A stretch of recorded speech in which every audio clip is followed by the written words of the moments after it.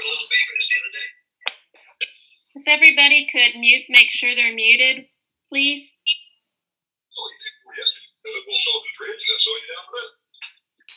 Liz, it's too horse, because I wasn't there either. I told you, I ain't been out that way. I don't recognize that show.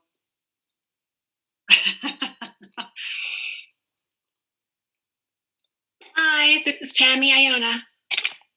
Hey, Tammy. How are you? I appreciate you doing this webinar, this free webinar, because it's going to be very helpful for me and my dog. So thank you. Oh, nice. Well, you can thank your dog's friend. Well, I really do appreciate them because they have been very helpful. Yeah, I think I was just telling them before we logged on. I was just telling them before we logged on here that it's really nice to have all this free education out there so people can make informed decisions about their dogs.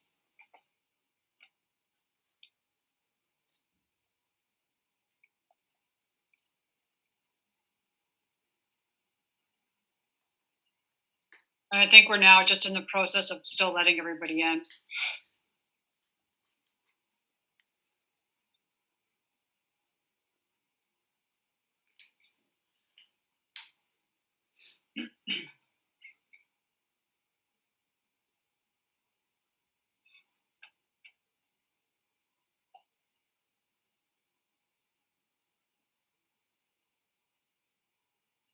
Today was really deceiving, Maria. I went outside and I was like, oh, the sun's shining. It's going to be a beautiful day.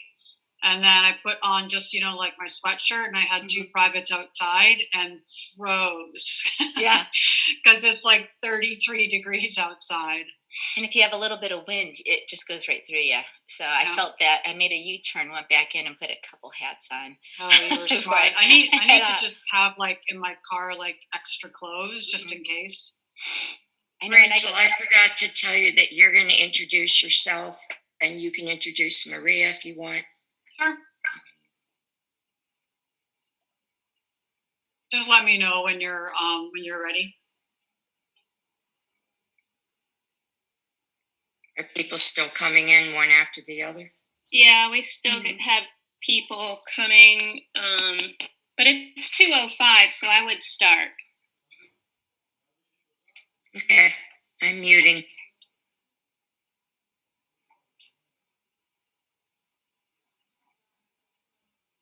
Rachel, you want to go ahead and start? You can introduce yourselves and mention I'm us. actually going to let Maria start. Maria's co-hosting with me. If you want to introduce yourself, Maria. Hi, my name's Maria Montgomery. I'm a certified professional dog trainer, and I'll be helping Rachel out today in today's presentation on canine body language. We're so excited to see the numbers and how many people are interested in this regarding understanding what their dog is communicating to them. So thank you so much for spending some of your Saturday afternoon with us. Oh, well, it's COVID. Let's face it, you guys have nothing else to do. Yeah. This is the best entertainment going on right now. So I don't know if you want me to share my screen. Are you okay with that, Liz? Oh, sure. Whenever you're ready. And then Marie, if you want to go over some general housekeeping stuff while I just load this. Absolutely. So we have a presentation to share with you on PowerPoint. We ask that if you have questions to put them in the chat. There's a huge group of you out there, so we can't promise that we'll get to all of the questions, but we'll do our best. So put the questions in there. We're probably going to hold off on answering most of those until the end, because what you may find is that you may find the answer to your question in our presentation.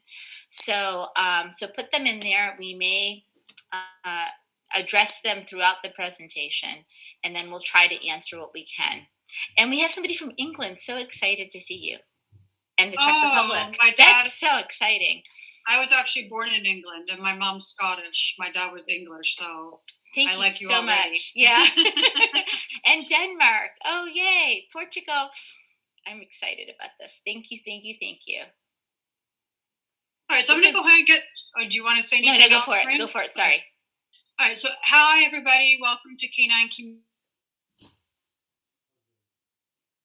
Navigating the Off-Leash Waters. My name is Rachel Ash, and I am the owner-operator of Positive Behavior Solutions, which is a company that I started with the main focus on preventing and treatment fear and aggression in our canine companions. Before we get started, I want to make sure to thank Your Dog's Friend for not only sponsoring this webinar, but also for their continued dedication to promoting force-free, humane training methods with our dogs. Through education, we can make informed decisions about how we want to modify and manage our dogs in challenging environments. So unfortunately, dog training is an unregulated field. And for that reason, anybody can call themselves a dog trainer and charge for their services. Unfortunately, what happens is that puts the consumer in a bit of a predicament because you guys are forced to do your own due diligence. So what I want to do initially is anytime someone's offering you advice about their dogs is make sure that they not only have a certification, but they actually have an education. So I like to point this out before you guys sit here and listen to me speak for an hour and a half. So not only do I own my own dog training company, but I also work part-time for the Maryland SPCA. I'm a certified separation anxiety trainer. I graduated from Jean Donaldson's The Academy for Dog Trainers, which is an intensive 2-year curriculum. I also have a certification in aggression dog masterclass. I'm currently taking courses at the University of Edinburgh in clinical animal behavior, which I have to tell you is way harder than I ever would have imagined it was. So I am essentially obsessed with dogs. So the one thing I want to tell you is I didn't have an interest in dog play until I started at the Maryland SPCA, and I started getting involved in play groups. And my first initial play group was essentially me standing off in the corner, clutching my citronella spray and having one hand on a pigboard just in case a conflict happened. Obviously, I've grown through experience through that, but I completely understand why sometimes going to the dog park or going to your doggy daycare with your dog can elicit feelings of anxiety because we're always concerned, is our dog enjoying this interaction? Is it safe? When should we actually intervene? So I hope from this webinar that you're going to get answers to those questions. The Maryland SPCA and Baltimore Animal Control Services both make play groups a priority for shelter dogs, and I spend time at both of those organizations. I quickly realized that providing social outlets for our shelter dogs is what sometimes keeps them sane and prevents behavioral deterioration in a highly stressful environment, which is part of the reason why I absolutely love playgroups. So by understanding canine typical play behaviors, not only can we promote safer and less stressful interactions between dogs, but we can make informed decisions about when we want to intervene during social interactions. Before we get started, I want to make sure that you understand that I come with a bias. And my bias is more towards intervention when I see conflict between dogs. And that, for that reason, is because of my work with Reactive Rover class at the Maryland SPCA. I know way too well that it's very, very easy to install fear in a dog, especially a dog that's unpadded, meaning has little to no social experience with dogs. So I always err usually on the side of being more conservative. Doesn't mean that I know everything. It doesn't mean that I'm right and someone who doesn't intervene during dog conflicts is wrong. It's just a bias that I have. So you might notice that with the content that I'm presenting. So just a quick overview, body language 101. So I want to make sure that everybody's on the same page in regarding the dog body language. What does a tail position indicate? What does a mouth closed versus open mean? That's the first thing we're going to review or recap quickly. The other is going to be behaviors specific to play context. So what do we know about dog-to-dog play, and what behaviors are normal, and what behaviors signify that there might be some problems? Then we're going to present some dog videos and kind of test your knowledge. And I want you to ask yourself, do you think this is play, or do you not think this is play? And one of the first things I always tell people is that there's a negotiation during play. Just because two dogs are interacting with each other does not necessarily mean that they're playing.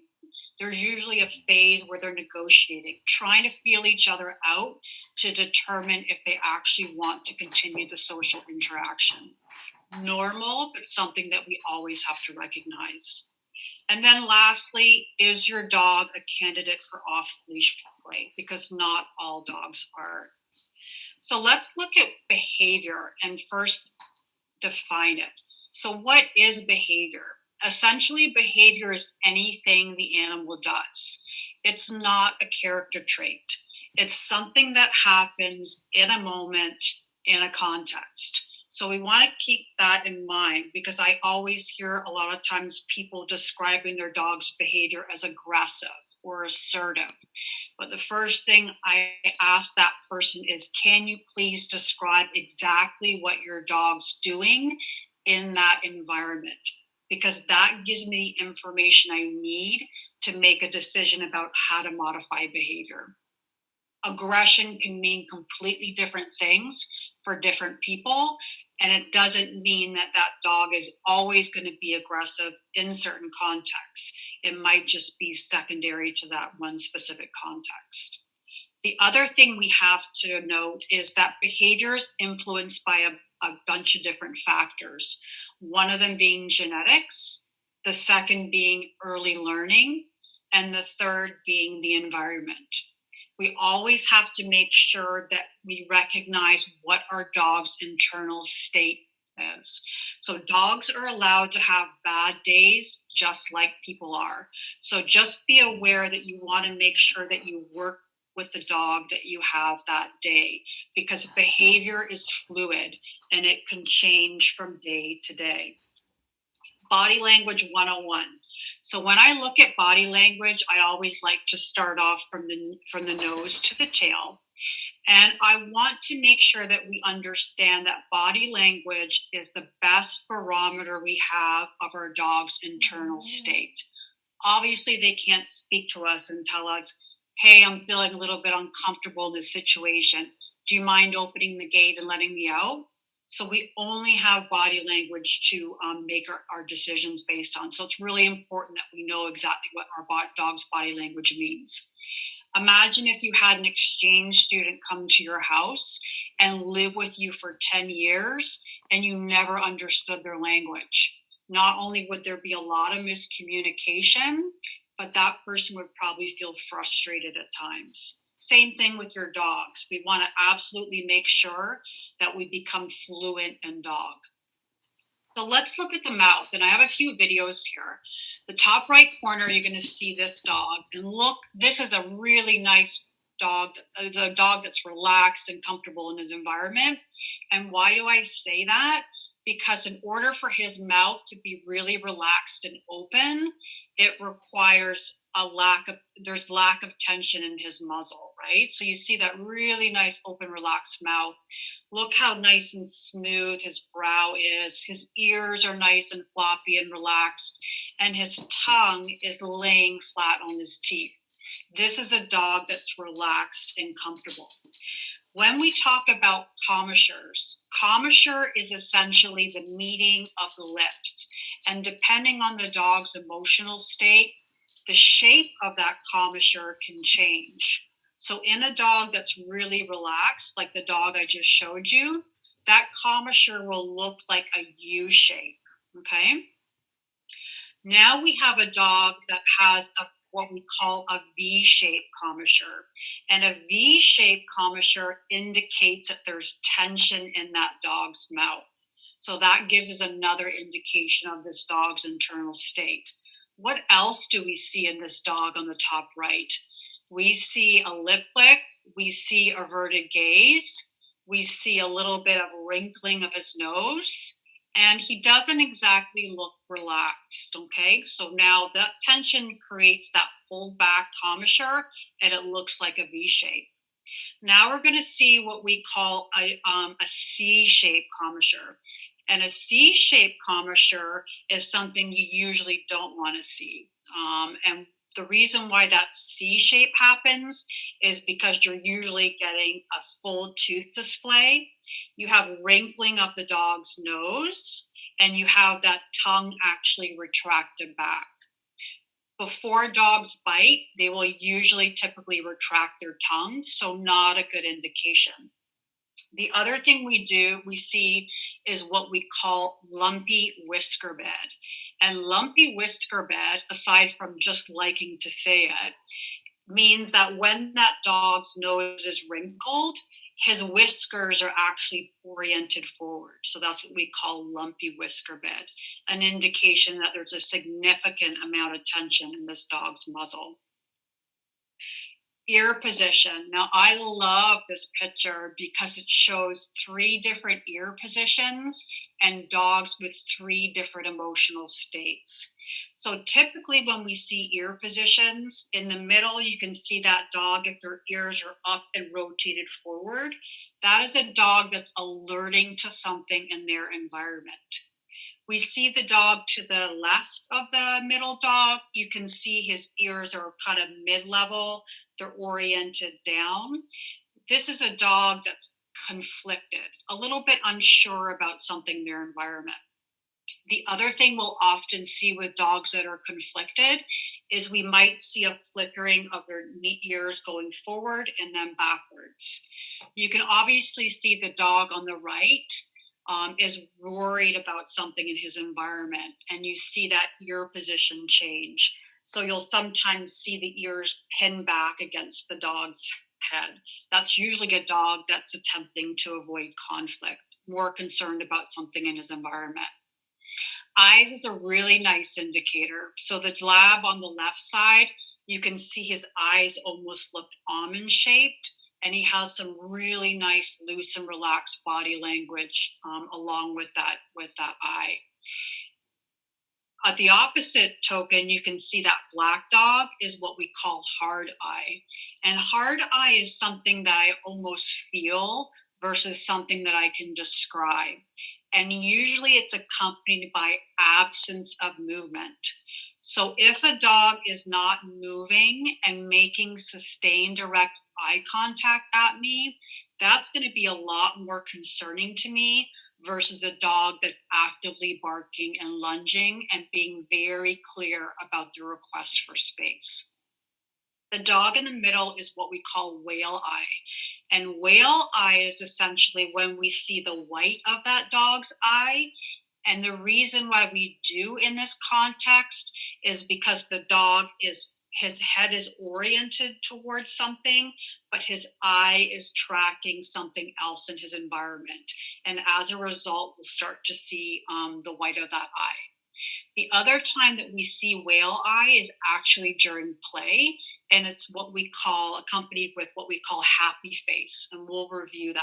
Happy face is essentially a really exaggerated expression in dogs during play. Now we're going to talk about tail positions, and this is something that usually people rely a lot on, and it does usually give us really good information about a dog's internal state. This is a little dog, and you can see here when we talk about tail position is we want to know what is your dog's baseline. So depending on what your dog's baseline is, we're going to be able to figure out if it's below baseline, is it above baseline, because it means different things. And then we describe the tail position according to their spine. Where is it in relation to their spine? So with this particular dog, we see a low tail carriage, so below spine level, and we see a pretty wide berth rapid wag. So wide berth, low tail position, rapid wag in a dog usually indicates concern or conflict, okay? The other thing you do see with this dog is a lot of affiliative body language, but obviously you see a lot of unsure body language, worried body language, okay? So that's what that tail position usually means. When tail positions are at baseline, so you'll see this dog, really nice, slow, fluid, wide berth wag, especially when that wag involves hips moving, that's a pretty good indication that our dog is happy and content. The dog on the top right, you'll see it has what we call a breed artifact. And a breed artifact is obviously a tail that's naturally in a high position and curled. So how do we tell if that dog's arousal level has changed based on that tail position when they have a tail that's up and curled?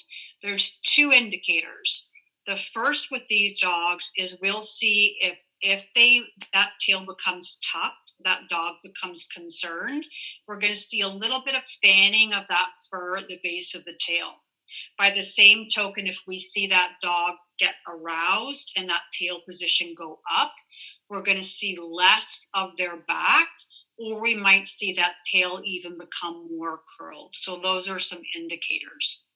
Usually what I tell people that have a dog with a really curly tail is I encourage them to look for other signs that their dog is concerned. Ear position is a good one, okay?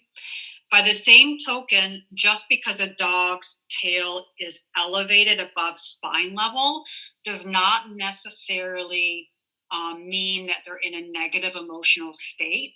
It is just a sign of general arousal. Now, if that tail position is high and stiff, and you're getting that narrow windshield wiper wag, then that usually is an indication of a perceived threat. So tail positions absolutely mean a lot. So in general, when we're thinking about dogs that either want to close social distance or increase social distance, they come with different strategies. And a dog who wants to increase social distance and his message is, you go away, usually tries to make himself appear larger. So what are we going to see with this dog? We're going to see their body weight forward. We're going to see a high tail carriage. We're going to see their spine really straight versus that nice fluid C shape. We're going to see their ears rotated and up. We're more than likely going to see that mouth closed or that commissure become a V shape. And then we might even also see that lumpy whisker bed. This is a dog that's telling me he wants me or something in his social atmosphere to change. Dogs will also create social distance by saying, okay, I'll go away. And this is typically when we see dogs make themselves appear smaller. And we're also probably going to see a lot of avoidance strategy. You can see here, you can't see this dog's tail, but I imagine it's probably really tucked. And why do I say that? Because his back is really rounded. You're also going to see that body weight shift backwards. And a really good way to tell if where a dog's body weight is, forward or backwards, is to look at those rear quarters. If you see the muscle in their rear quarters really pronounced, or their paws flat or displayed, we know that their body weight is shifted backwards.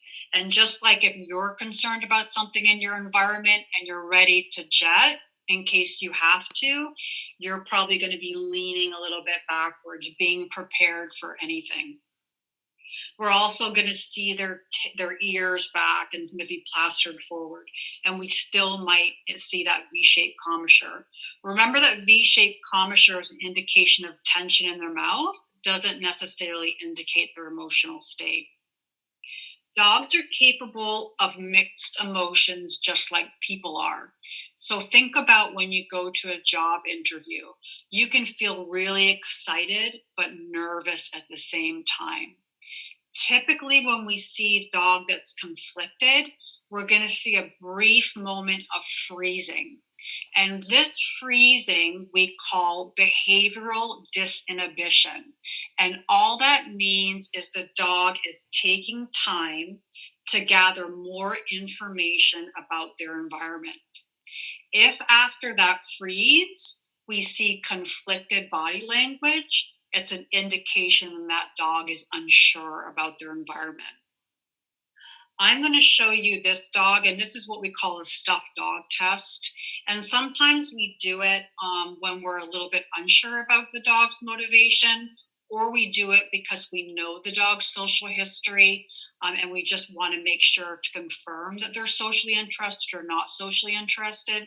But when you look at this video, I want you to pay attention to where this dog is in space relative to this dog, and also all the body language changes that you see, because there's a ton of them.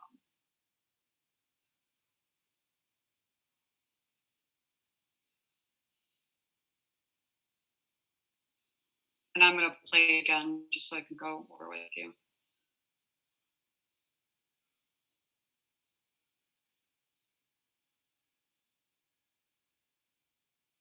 And I intentionally don't have sound because I feel like people concentrate more on the body language. So I'm going to play it again. And what I like to look at first is, where is this dog in space? So this dog has voluntarily closed social distance. He's approached this dog, but look at that tail position. Okay, so that tail position alone is telling me that he's in a high state of arousal. Sustained paw lift that you probably see there is usually an indication in a dog that they're concerned about something in their environment. Look at that ear position, up and rotated forward. Is there or is there not tension in this dog's muzzle? His mouth is closed. Okay. Then we see him kind of work around to the rear quarters, and we see a lip lick. This is actually what I like. Many people call it a lip lick, but what I call a tongue flick. There's a significant difference between a lip lick and a tongue flick. A tongue flick is what we call a displacement behavior. And displacement behavior is a subconscious response to a dog that's in a heightened emotional state. So the human analogy would be, when you're nervous about something, you tap your toes, or you bite your nails, or you twiddle your hair. These are displacement signals, essentially normal behaviors that happen out of context. Displacement signals in dogs can include a tongue flick, which is basically really rapid and midline, versus when a dog licks his lips, you'll see it on the side and really slow and pronounced. It can include sniffing. It can include yawning. It can include scratching. Those are all displacement signals if they happen out of context.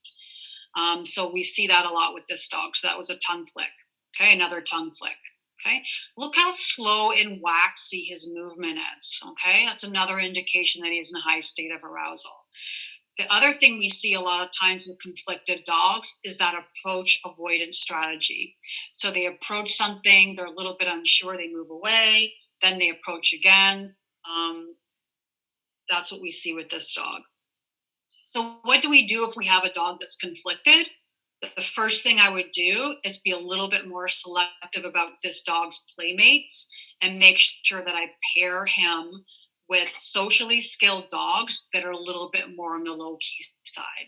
Conflicted dogs usually gravitate towards these dogs anyway. I usually avoid pairing them with really high energy, rough and rowdy players. So the first question a lot of people have is, so let's just work them out. I mean, dogs can resolve conflicts all the time. Why don't we just let them, even if they get in a conflict or a disagreement, let's just work it out. Let them do it at their own. And there's one thing that I would say to that, and there always comes with a risk when we let dogs escalate, or what we call climb the aggression ladder to get their message across. Dogs have subtle ways of telling other dogs that I'm not comfortable, and those are called cutoff cues. Now, sometimes that dog will respond to that cutoff cue, and sometimes they won't. But if we have a dog that's requesting space and another dog that's not giving him the space that he's requesting, a lot of times we'll see that dog get more obvious about his request for space. So the human example I use is the guy or the girl buying someone a drink in a bar, right? And the first time they ask, hey, do you mind if I buy you a drink? And the person says, no, it's okay. I'm just hanging out with my friends. And then they say, no, really, I want to buy you a drink. Can I buy you a drink? And they're like, no, like I said, I just want to hang out with my friends. And they're like, no, come on, stop being so stuck up. Let me buy you a drink. He's putting that person in a situation where they have to escalate their behavior because their initial really polite request for behavior went ignored. I don't usually like to put dogs in that circumstance, especially when it comes to shelter dogs, because a lot of times we don't know what their social history is. So imagine if you have a dog, or imagine if you go to a restaurant. It's the first time you've ever been to this restaurant and the service sucks, the food was horrible, it came cold, you didn't like the atmosphere, you never go there again. But let's say this is your favorite restaurant and you've been there 50 times, and the 50th time you went there, it was a negative experience. You probably still go back. It's the same thing with dogs that are patted versus unpatted. A dog that's had 50 positive experiences with other dogs will probably tolerate a negative interaction and it'll be no big deal.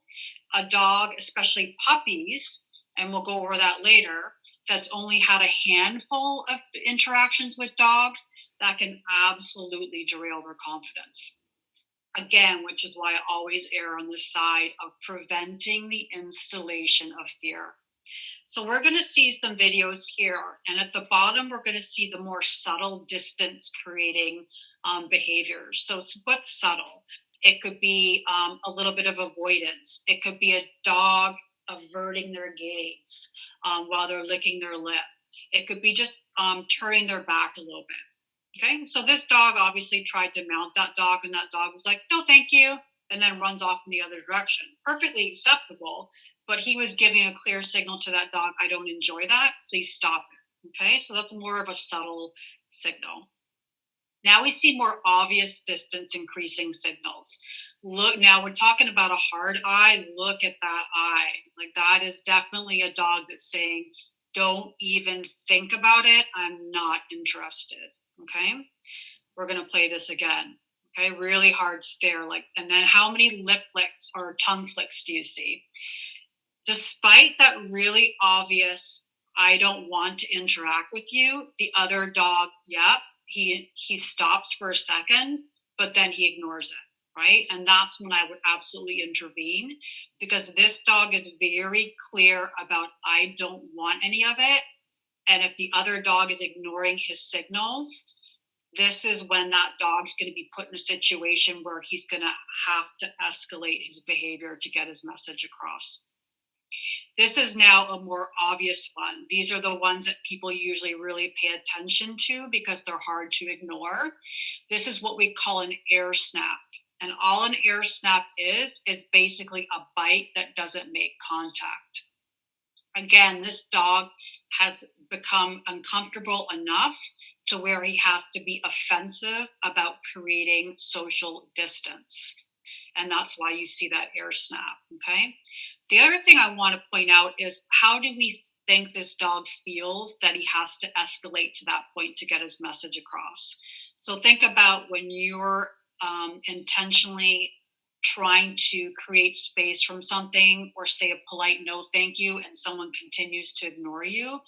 When you said the polite no thank you initially, it was no big deal. You probably didn't feel uncomfortable. But as you have to start getting more overt about your message, it's an uncomfortable feeling when that happens to you. So just think about that when we're talking about putting our dogs in social situations. So what is communication? Communication is basically the sender emitting a signal to the receiver to modify their behavior. And it usually comes at an advantage for the sender. right? Or else the signal wouldn't take place at all. So just keep in mind that that's actually what communication is about.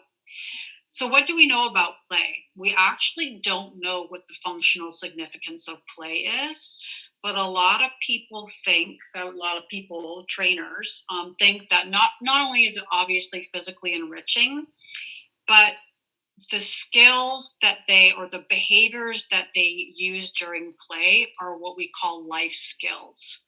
And we'll go over that in the other slide. Like I said before, there's usually a negotiation period during play. And sometimes, especially if one dog does something really rude or obnoxious, you might also see a reconciliation or an apology for, hey, I'm sorry, that was really rude. And we'll go over those play signals. Don't forget about play with humans and novel objects. That's also a really important factor when you're talking about providing enrichment for our companion dogs. If your dog is not interested in playing with other dogs, number one, it's normal. But number two, there's so many other ways that we can incorporate play into their life with both people and novel objects. One thing I always like to tell people, especially people that have dogs that are past social maturity. So social maturity in dogs essentially happens when they're about 2 to 3 years of age, depending on the breed. And there's 3 things that happened. The first is that their social needs change. So they play less overall.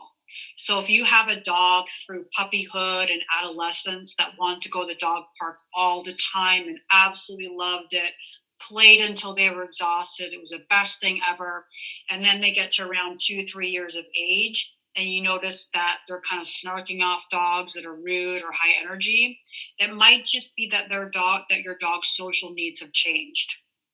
The other thing we notice with dogs after social maturity is they get pickier about their dog friends, what we call dog selective, and they're more apt to snark off rude or inappropriate dogs. So think about what you were like in your 20s. Going to the bar every single weekend was a great time. You probably had a huge list of acquaintances that you would engage with. But as we know, when we get older, not our social needs also change. Our social network becomes smaller. Things like going out to the bar or club and navigating social relationships with a whole bunch of unknown people is not so enriching. Dogs are no different. Let's talk about behavior specific to interspecies play, which is basically dog to dog play. So when I was talking about the reversal of life skills, we have a few things that we see when it comes to dog play. One is life skill is fighting. So how do we see that played out during dog play? We'll see play wrestling. We might see play biting. Fleeing is another life skill, so that's play chasing. We also might see feeding. So a lot of times, this is not the most typical thing, but it's not abnormal to see play stalking. And then also, even though our dog's humping another dog makes us uncomfortable, it's normal in play. Okay, so just know that it's normal. What do we know about this is the difference between real life and play is that it's much more exaggerated and it comes with really loose and fluid body movement. So here's an example of what play wrestling looks like that's healthy and reciprocal, and then what play wrestling looks like that's concerning and something that I might actually intervene. This is kind of what healthy play wrestling looks like. And this is, can't do this. This is what we call jaw sparring. And what that is basically see how open and relaxed their jaws are. Never do the teeth or the mouths make contact with each other. This is absolutely play.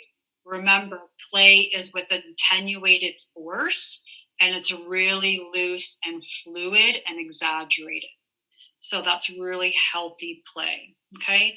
The other thing we notice is with play is that we'll see intermittent breaks. That's pretty typical. So play wrestling that's a little bit more concerning is on the bottom left. And here we see more stiff, waxy movements, and we don't see a lot of breaks, and we don't see role reversal.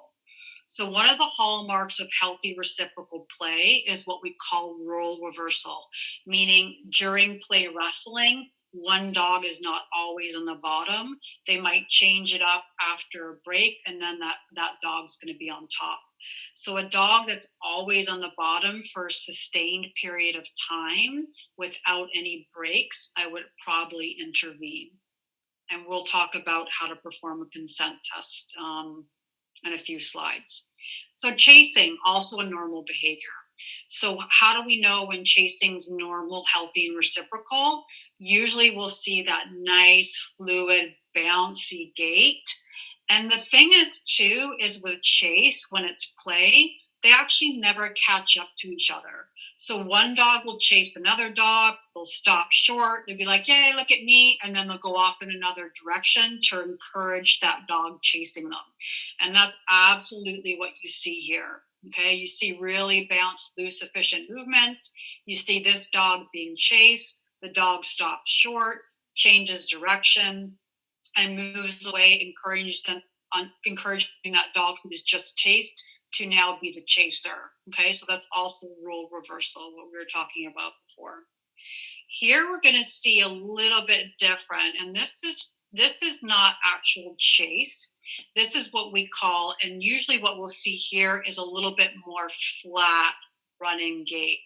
So you can see here, you don't see that, you see that absence of bouncy fluid gait, especially with that brindle dog. Look how flat his gait is. And interestingly, this is what we call the black and white dog is actually herding. And look how low and flat his gait is. The other thing we see with herding behaviors, and he does have herding in his line, is that we'll see him kind of cutting off, controlling the movement of that dog. And that's why that dog is, you see that control behavior where you see that paw over.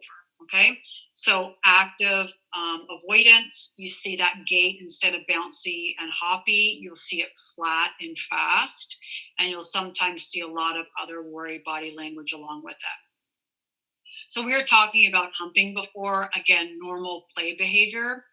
If the humping lasts for quite a while or it's prolonged, I usually always interrupt it. And the reason for that is the dog that's on the receiving end of it usually doesn't appreciate it. So just to avoid conflict, I'll usually interrupt it. If you notice that your dog is playing and they're not only humping, but they're humping and clasping, that is actually a control behavior. That is a dog that's attempting to limit the movements of the other dog. And that I would not only interrupt, but I'd probably give them a different break. And we'll go over control behaviors as well. Play stalking, completely normal. Usually what we'll see with play stalking is you'll see that stalking behavior, and then right before the dog interacts with the other dog, you'll see him become kind of really loose and bouncy. The one thing we want to pay attention to if we have a dog that likes to play stalk is be very cautious when you're dealing with dogs of significant size differentials, and that's going to be over 25 pounds. And the reason why I say that is because there's something called predatory drift in dogs. And what that is when a smaller dog starts to behave like a prey object, meaning they maybe squeal when they're a little bit concerned about something in the environment, or they might have a weird kind of gait. That once social companion can very easily turn into a prey object, and it happens like that. So all the time, the dogs that have a significant size differential absolutely always have to be strictly supervised if they are going to interact. So how do we know when to intervene? What are the red flags during play? The first one is what we were talking about when you see that gait become really flat, especially if we have two dogs chasing one. When we have significant size differences, if I always tell my clients, if they ever go to a dog park, a big dog park, and someone comes in with a little chihuahua, I tell them leave, okay? Because that could potentially be a disastrous situation. The other thing we see is avoidance. And avoidance with dogs, especially in dog parks, can look a little bit different. So obviously the avoidance that we all see is that dog moving away from the other dog. But if the dog is attempting to do that and his message is not getting across and dogs continue to follow him, you might see that escalate. You might see that dog walking the perimeter. You might see that dog focusing on the gate and looking outside of the dog park. Or you might see that dog interacting with people, especially if they put their 2 front paws on you, asking or requesting help. Those are all the things you want to look for. So if we have a dog, let's say we have 2 known dogs that are playing and you're really not sure about the interaction, you're like, well, it looks okay, but I'm really not sure. First thing I do is encourage people to perform what we call a consent test. And all a consent test is taking away the presumed perpetrator. So the dog that you think is enjoying the interaction, and you remove them from the physical interaction and you keep them there, and you let the dog who you're not sure is enjoying that interaction, you let them vote with their feet. If you remove that dog and the other dog comes back for more, there's your answer. You know that they were enjoying that social interaction. By the same token, if they move away and never return to that dog, that's also our answer. We know that dog was in fact not enjoying that social interaction, and we should provide them with the space they need to feel comfortable. What are the hallmarks of healthy reciprocal play? There's actually quite a few of them. And we know the first one is role reversal, what we were talking about in the chase slide. We also reviewed really bouncy and play was another one. That's a signature. Hey, it's called what we call a meta signal. And what meta signals are, which includes play bows, bouncy inefficient movements, and happy face, all they are is basically a dog communicating to the other dog that, hey, whatever happens next is just play. Okay, so that's the purpose or the function of what we call meta signals. Here you're going to see these 2 dogs interacting in a daycare and about. So the bite or the mouth is really in an exaggerated position, playing with attenuated force. Look how loose and hoppy they both are. The dog, much larger dog, is playing with attenuated force to keep the interaction going. And that's what we call, even though that's really rude behavior, he's tolerating it. And this is what we call self-handicapping. So you see that much larger dog assume a position that's at a great disadvantage for him, so that the smaller dog interaction can continue. That's what we call self-handicapping. Really, really positive play interaction. Lovely to see. I absolutely would not interrupt. So what's happy face? Happy face, they should honestly really call crazy face, because the dog almost looks crazy. And you can see here, that's a still shot of what we call happy face in a dog. Everything kind of looks over the top and exaggerated. You're also going to usually see other affiliative behaviors in a social interaction. But if you look down here at this video, there's a glimpse of crazy or happy face. You can see here, right there. You can see the eyes are really wide. You can see the white of that eye. Everything's really exaggerated. The ears are back. That's what we call happy face. And again, that's what we call a meta signal, meaning whatever happens next is just play. Okay, so there we look. That's happy face. Nice. All right, so when we think about behaviors, and I'm gonna make things really tricky for you guys. So I just basically told you that a play bow is a meta signal. It's an indication for whatever happens next is just play. But unfortunately, play bows have different functions. So I'm now going to make it complicated for you. Not all play bows are created equal. The good news is that I'm going to give you guidelines in regards to identifying, is this a play bow or is this a request for space? They can look very similar, but there's significant differences. So the first play bow you're going to see, the same dog, this is at Baltimore Animal Control Services, and you're going to see some really loose body language. When they do a play bow, it's going to look really, really exaggerated. So that rump is going to be way high up in the air, and it's usually going to be prolonged. Okay, so we're going to see a really nice, healthy play bow here in this play interaction. See that? Yeah. So prolonged, elbows went right down, butt was in the air, facing the dog, really important. Okay. And that was after that, you could see that she was kind of barking at that dog, and that was just frustration. So she was saying, come on, let's play. What's wrong with you? And then she got a little bit frustrated, and you saw that frustration working, but that was a play bow. That was her attempt to initiate play. Bottom, this video right here, we're going to see what looks like a play bow, but in fact, what it is a request for space. So we can see, I think it goes down. There it is. Okay. So look at the difference. So his elbows are flat. Okay. There's not nearly as much of a pronounced exaggeration in his hind quarters. His ears, you see some other agnostic signals, and then you see this. You see him gaze, and you see him move away. Okay, so typically when a dog's asking for space, you're going to see a really quick that play bow. You're going to see it less exaggerated, and you're going to see avoidance behaviors afterwards. Okay, so that is an example of a dog that's actually requesting space. Now we're going to see what we call self-handicapping.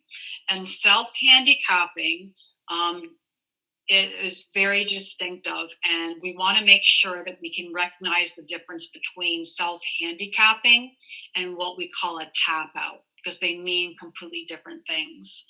So the top right corner, we're going to see a really nice example of self-handicapping. And remember from our previous slide, all self-handicapping means is that the dog is playing with attenuated force, usually the much larger, stronger dog, in an effort to keep that social interaction going so that other dog feels comfortable. Okay, this is a nice example of self-handicapping. Look how relaxed that dog is. The other thing we want to pay attention to is that dog's body position. So his body position is actually parallel to the ground. It's not directly up. And a lot of times we'll also see a full genital display because their legs will be usually really relaxed and floppy.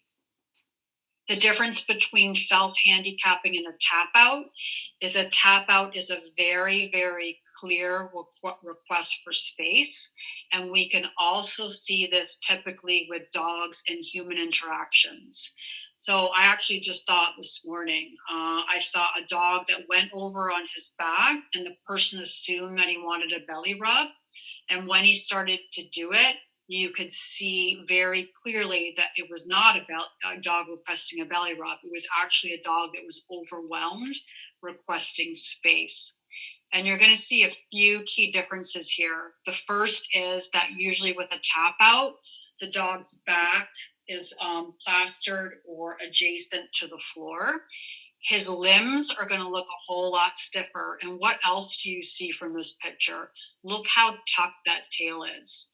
That's a dog that's protecting his genital area, and usually you'll see the legs move a little bit closer. And then the speed at which this dog gets back up is also a clear indicator that this dog wanted space. Okay, so this is an example of a tap out. Okay, back against the floor, tail tucked, stiff limbs, really quick movement out of that position when he has an opportunity to.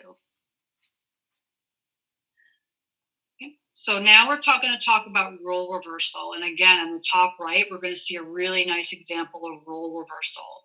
So it applies in different life skills as well. So we'll sometimes see role reversal in wrestling.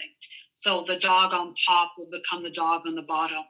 We'll also see role reversal during games of chase. The dog that's chasing will sometimes they'll reverse and then they'll be chased.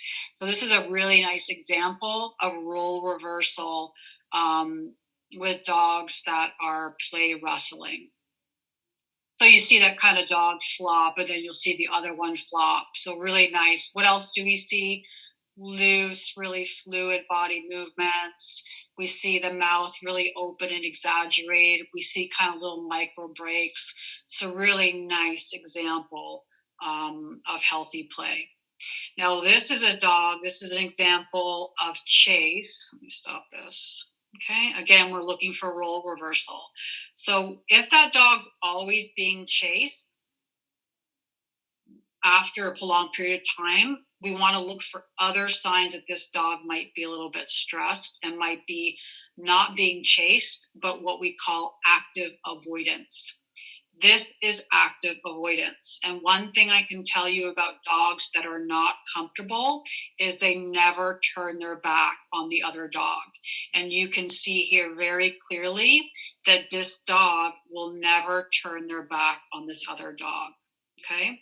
You also see a little bit of a tongue flick there. This is what we call, this is not chase, a game of chase. This is active avoidance. Okay. So conflict reducing strategies in dogs we're going to cover. And what's the function of them? The function is usually to postpone or break off conflict. And depending on if it's an appeasement or displacement behavior, it can also mean to reduce conflict and facilitate a social interaction. So we're going to see a couple examples of this. So this is basically stop it, please behaviors. So stop it, please behaviors, or what we call cutoff signals in dogs, can be something as subtle as a dog turning his head away from the other dog mid-play. It could be dogs playing and then all of a sudden something interesting on the ground is going on and he starts sniffing. It can be what we call muzzle feigning. And what muzzle feigning is when dogs are playing and they're motioning their muzzle in towards the dog to create space. And the other thing we sometimes see is what we call splitting.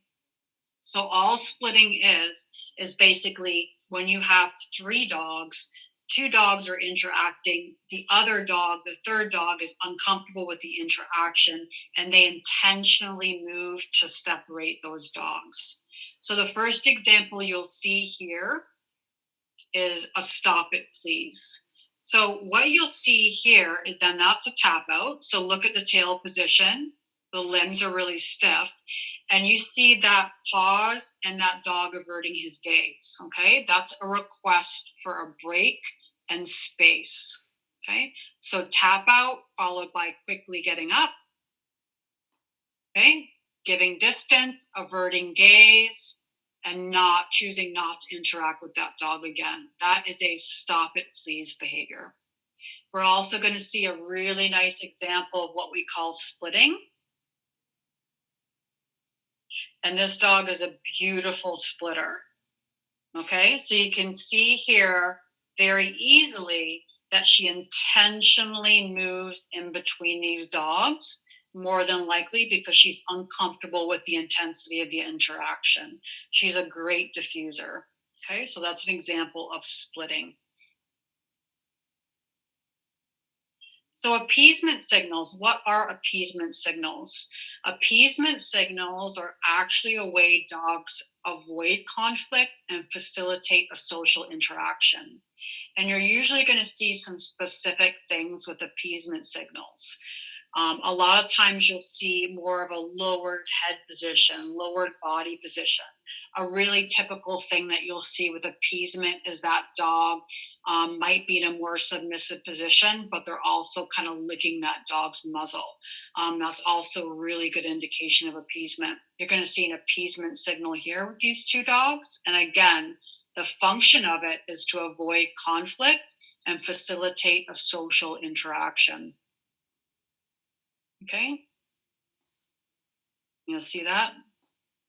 Okay, so lowered head position. I don't know if you missed it or not, but there's a little bit of a tongue lick there, and then lowered body position. Here's another example of appeasement. So this dog approaches, this dog goes into more of a submissive position, head lowered, body lowered. That's an appeasement signal. Okay, avoidance of conflict, facilitating social interaction. All right. Displacement signals. We talked about this briefly before when we were mentioning normal behaviors that happen out of context. And the function is to return the animal to a calm state. So when we see these displacement signals, the one thing we want to make a mental note of is that that dog is in a heightened state of arousal. Doesn't mean that it's negative or positive, but it does mean that their emotional state has changed. So we want to make sure that we monitor them at that point and look for any other signs that they're moving towards being more comfortable or moving away from being more comfortable.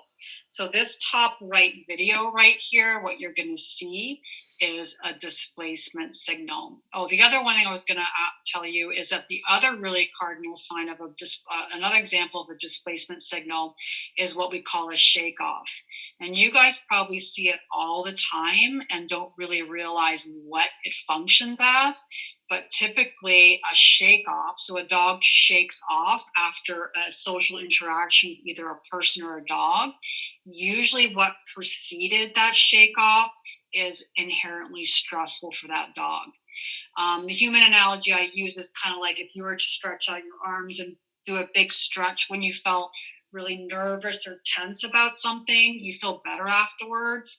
It's a behavior that kind of releases stress. Again, returning that dog to a calm state.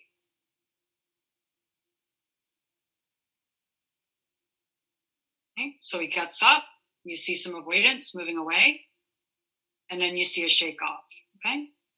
So in that and then he starts sniffing the ground, another displacement behavior. So we'll take another look at it. Okay, so he gets up, he's uncomfortable, moves away, shake off, and then all of a sudden sniffing the ground becomes really interesting despite this other dog in his space, okay? So displacement signal. You're going to see another displacement signal here. Okay, so that was a shake off, okay? Again, usually comes after a stressful interaction. The other function of a shake off where you sometimes do also see it is a transition behavior. So basically a dog moving from one activity to another. But if you notice that right before that shake off was a potentially stressful interaction, more than likely it's functioning to calm that dog. Okay, so this is another aspect we a lot of times will see with dogs, and it's what I put in the category of controlling behavior. And there's very specific things dogs do if they're uncomfortable with the intensity of the interaction. And it's kind of saying, could you please calm down? You're making me uncomfortable. Could you stop it now? Okay, so that's the function of what we call controlling behaviors. Examples of controlling behaviors in dog-to-dog play is a sustained chin over. So when that dog temporarily rests his chin over another dog's back, you might see that dog put a paw over another dog's back. And then again, the humping with clasping is significant. That's a control behavior. That's not a normal play behavior. We're going to see a really nice example of a chin over. That was a chin over. And that's a chin over right there, okay? Okay, so we're going to see it again. Chin over. Another chin over, okay? That's a really nice, clear example of a chin over. That's a control behavior. Okay, this is another example of a control behavior, but this is now the paw on the back. Remember, the difference between a normal behavior and a control behavior is how long it happens for. With a control behavior, it's usually sustained. And a lot of times the only reason why it comes to an end is because the other dog moves away and becomes uncomfortable with it. What would I do if I saw control behavior? If it was in a play group setting, I'd probably give that dog space and take a break and let them interact again.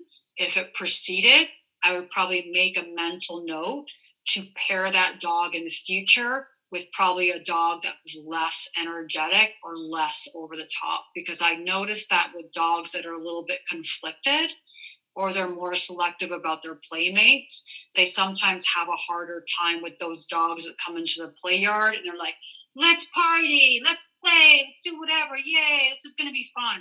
And the intensity sometimes makes them uncomfortable. So I would pair them with dogs that were a little bit less high energy, more soft. All right, so we're going to show some examples of Is This Play?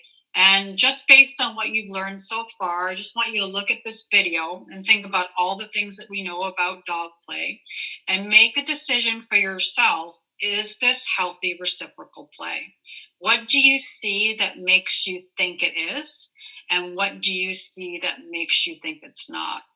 And if you think it's not, would you think it's concerning enough to intervene in this interaction?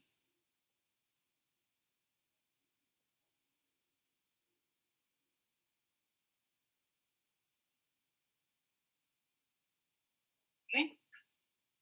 So I'm going to play it one more time.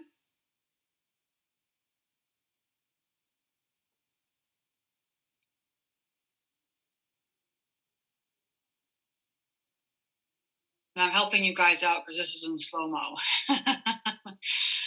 If you ever take video of your dog, I would actually encourage you to take video of your dog all the time.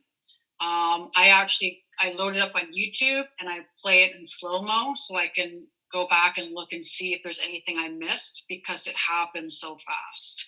So the first thing I'm noticing here, what you guys probably noticed, is how kind of exaggerated and open their mouths are. The other thing I noticed is how loose and bouncy this black dog is. And the third thing I noticed is even when this black dog moves away, that this other dog doesn't actually get up. Okay, so she's perfectly fine in this very vulnerable position, meaning that she feels safe. Okay, her limbs are really nice, loose and floppy. Okay, so really nice examples of healthy reciprocal play. I'm going to show you this next one. Same thing. Is this healthy play? Would you intervene? I'm going to play it again.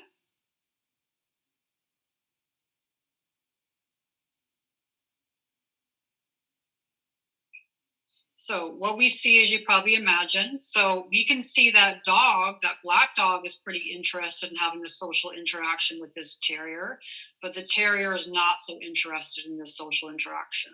So the first thing we see is moving away. So where is that dog's body relative to the other dog in space? Are they moving closer together, or is he deciding to move further away? And he made a very concerted choice to move further away. The other thing we see is all of a sudden the ground becomes really interesting. Okay, so remember we were talking about displacement signals, attempts to move them back to baseline, meaning that this dog's emotional state has changed. The other thing we see is that when this dog does make a really good choice and decide to move away when he's uncomfortable with his social interaction, that black dog basically ignores him. And as a result, you see this little lip curl. Okay, so that's more offensive display in order for him to get the space he needs to feel comfortable. I would interject here, and why is that? It's not because I think they're going to get in a fight. It's because I know that I have one dog that's ignoring the very polite request of another dog for space. And I also know that that dog moved from displacement, which is a heightened emotional state, and they moved into more agnostic body language. So more obvious body language to tell this dog, listen, I said I don't want to interact with you.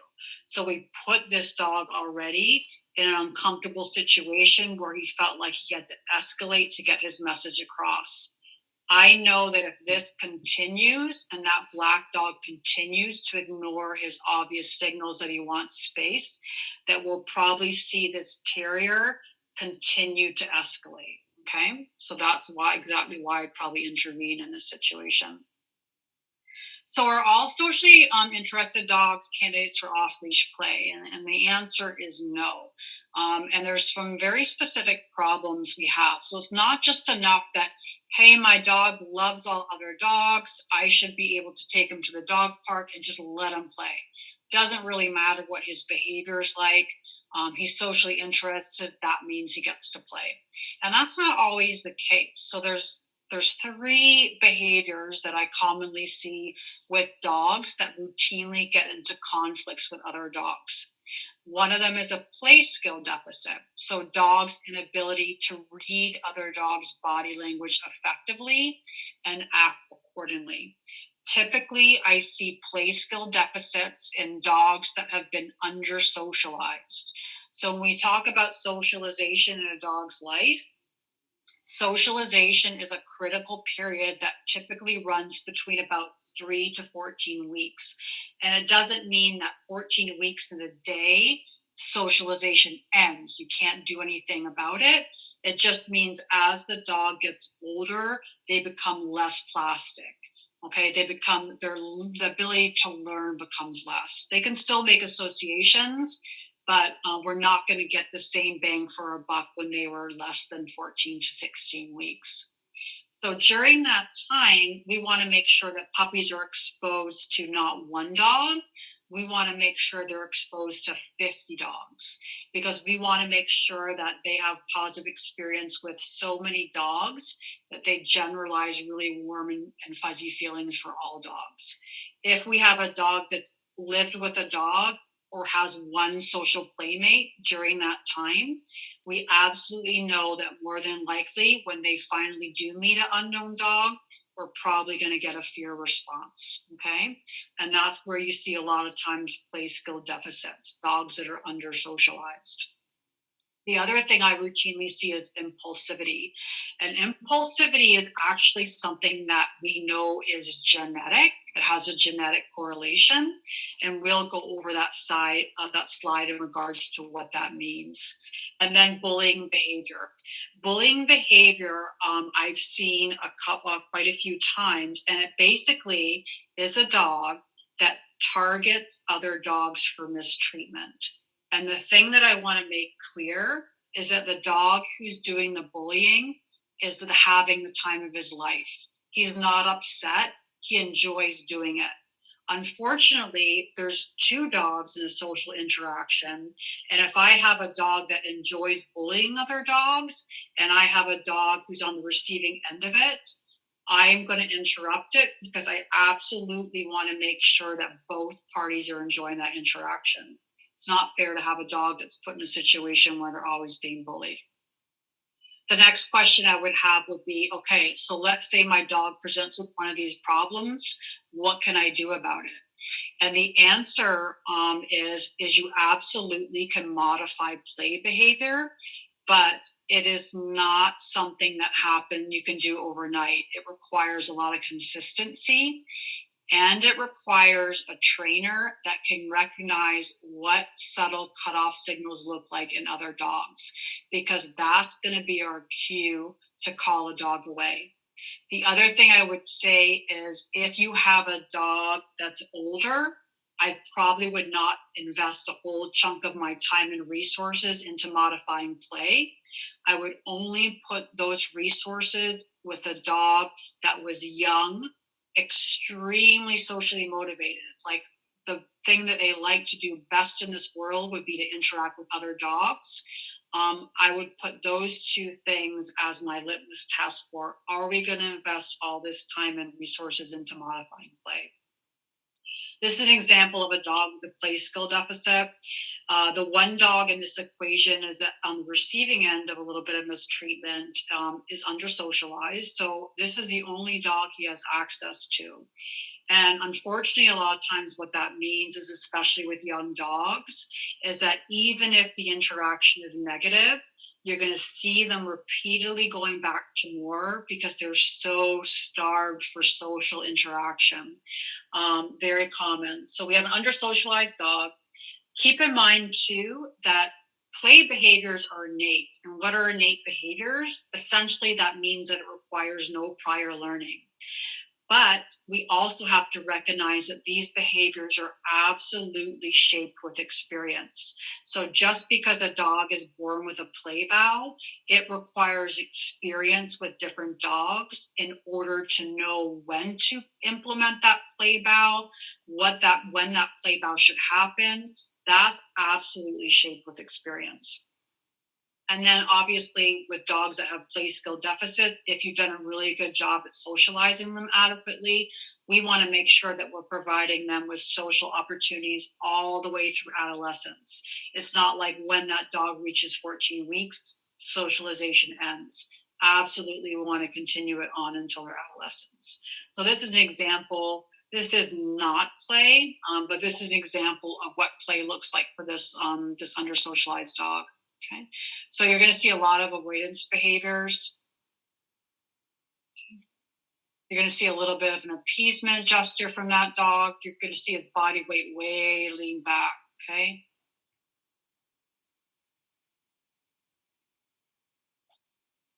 And the concern we had with this interaction was this little dog actually continues to interact with him, even though obviously it wasn't probably very enriching for him because he's under socialized.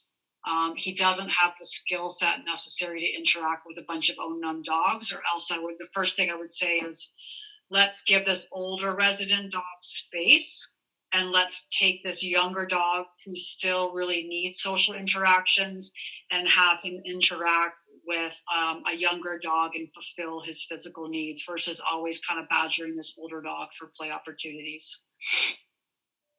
Impulsivity. So impulsivity is something really interesting. And like I was saying before, it's a genetic component. And I've seen this quite a few times in adolescent dogs.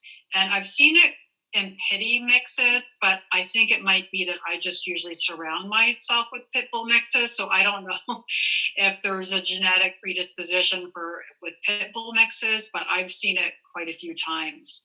And it's something that you know when you see it. But there's two parts to a dog that's diagnosed with impulsivity.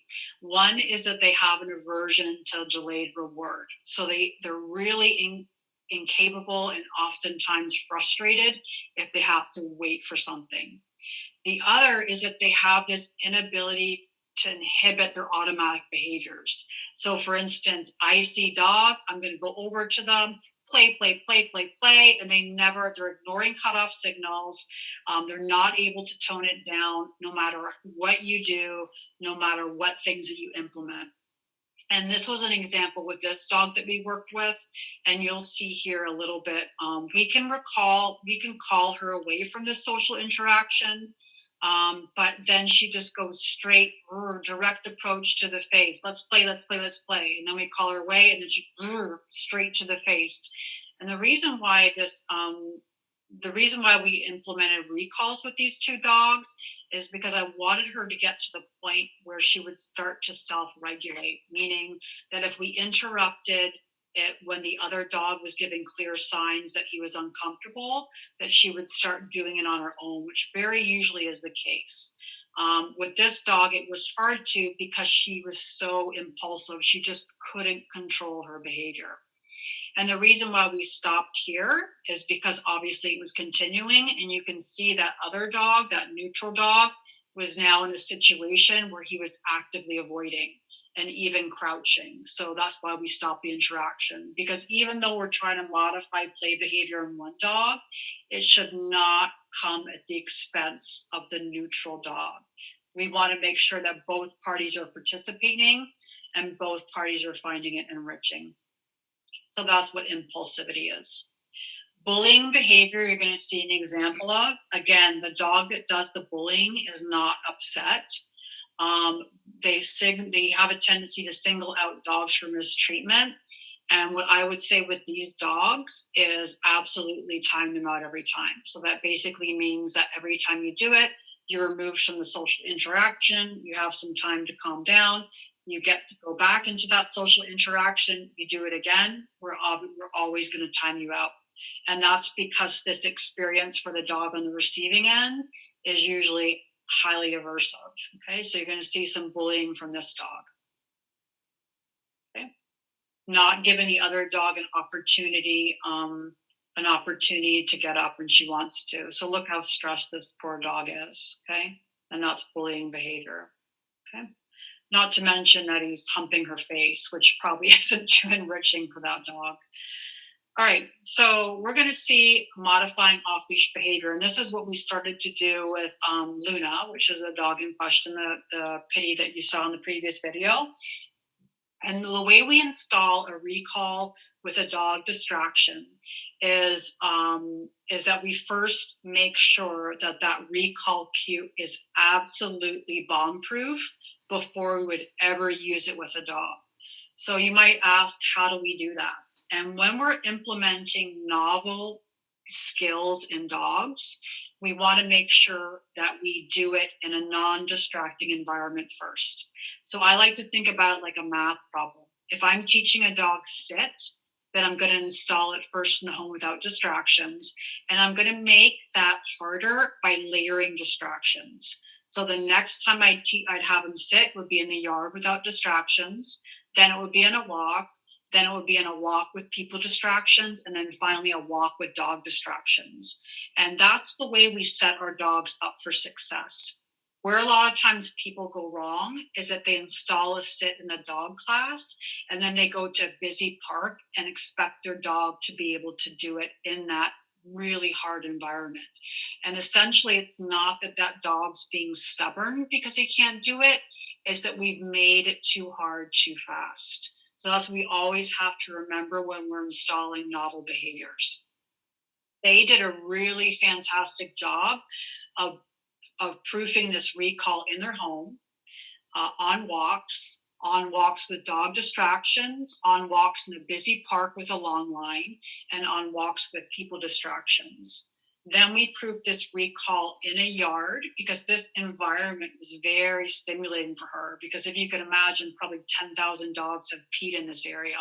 So then we installed the recall cue without the dog distraction, and then finally the recall cue with a barrier in place. So you're going to kind of see what that looks like. So basically a recall is come when called, so disengage from that thing and come back to me. And this is what we're going to use to essentially reset her. And remember when we were talking about the test for resetting her is number one is if her arousal level gets way too high. So what we know about dogs when their arousal level is too high is that it absolutely inhibits learning. And when something inhibits learning, they're not usually capable of making good choices. So bring her arousal level down. The other thing we want to use it for is when she's not able to self-regulate and she's actively ignoring the other dog's cutoff signals, we want to recall her away. And what happens, which is really nice behavior to see, is when this is done repeatedly, as dogs tend to self-regulate, they start to then take breaks on their own without even being prompted. Puppies. So this is an example we had when we had a puppy class at the Maryland SPCA. We had puppy drop-in puppy socials, which were the highlight of my week, but unfortunately with COVID, we can't have them right now. What you're going to see is what we call a consent test, and we briefly mentioned it before. It's really important that we shape play when dogs are still learning. And again, make sure that both parties are having an enriching experience. We're dealing with puppies. So remember with puppies, they come unpadded. So we want to make sure that during this vulnerable time that we only pad them with really positive experiences. Because down the road, when they do have a negative experience with another dog, it's going to be no big deal because they've had 50 really positive experiences. So here we're going to see what we call a consent test. Essentially, if we're unsure about the interaction, we're gonna restrain one dog, Okay. And we're going to let that other dog vote with her feet. So you see here in this situation, the shepherd, the larger shepherd mix, she actually moved back into the interaction. So she was basically voting with her feet and said, okay, yeah, I'm fine. I want to play. Okay. And we're going to see it again because that little terrier, even though he's smaller, he's a rough and rowdy player and can very easily intimidate other dogs. Okay. Now you see a little bit of a tuck and you see her retreating, which is why exactly we implemented that second consent test. And this time you see that she actually didn't really quickly return. There she did. So that's when we institute a consent test. Really effective way to figure out if both dogs are consenting in play. The reason why it's so important to make sure that every play experience with a puppy is super positive is because the stakes are really high. Dogs are very vulnerable to negative experiences during this critical period. So I would never advise somebody to let dogs work it out or put a puppy in a situation where an adult dog is basically teaching them manners. Okay, that's absolutely not something that I would do. Has to be really, really super positive. And that's everything with a puppy. So on-leash greetings. There's a couple things that we want to know about off-leash greetings. So on-leash greetings. Sorry, the first thing is that there are inherent risks, okay? Just so you know. So when we think about normal natural greetings in the canine world, we basically have two dogs that are approaching each other with a nice C-shaped spine, really loose fluid body movement, and they're mutually sniffing each other's rear quarters. That's a really nice normal greeting in the dog world. Okay, it's also usually pretty short. Doesn't necessarily always lead to play. Sometimes dogs just like to sniff and investigate and then move on and do their own thing. But with on-leash greetings, the reason why it's a little bit riskier is because we have now usually dogs that are approaching each other nose to nose, okay, so face to face, sometimes with direct eye contact. And then we have two leashes. And what we know about barriers, and leashes are one of them, fences, gates, leashes, they're all barriers, is that they can absolutely augment dogs' emotions. They can change the way they normally behave because we have essentially restricted their ability to move freely. So we also want to keep that in mind. The other thing that I remind people about is that if you're approaching an unknown dog, you don't really know what that dog's social history is. And you don't know that owner's or that guardian's ability to manage that dog if an altercation happened. So this is an example of an on-leash greeting that went really well. You can see that kind of really nice mutually sniffing and investigating, really nice C-shaped spines, and then they go about their way. That's a perfect on-leash greeting. And if dogs didn't disengage after a few seconds, I actually encourage people to happy talk them away, just because prolonged on-leash greetings usually don't end well. So I always like to say, my saying is nothing good happens after midnight. Nothing good happens after 2 seconds of an on-leash greeting. So it's basically, if you do want them to do it, then I would highly encourage you to sniff, sniff, sniff, and then happy talk away. Okay, that would be the ideal on-leash greeting. This video, you're going to see an off-leash dog paired with an on-leash dog, which is even probably worse than two dogs that have barriers attached to them. You're going to see that initial sniffing, but then you're going to see what we were talking about, see that sustained paw raise. And what do we know about sustained paw raises? Is that it's an indication that a dog's concerned about something in their environment. We've also now got nose to nose greeting. The other thing you notice with this dog with the sustained paw lift is look at where her weight distribution is, okay? Definitely on the hindquarters. Okay, and then you see a lunge, okay? Right, and then she disengages, which is really nice, okay? So just know that with on-leash greetings, always guardian's choice if you want to do them or not, but there are some inherent risks that you want to be aware of.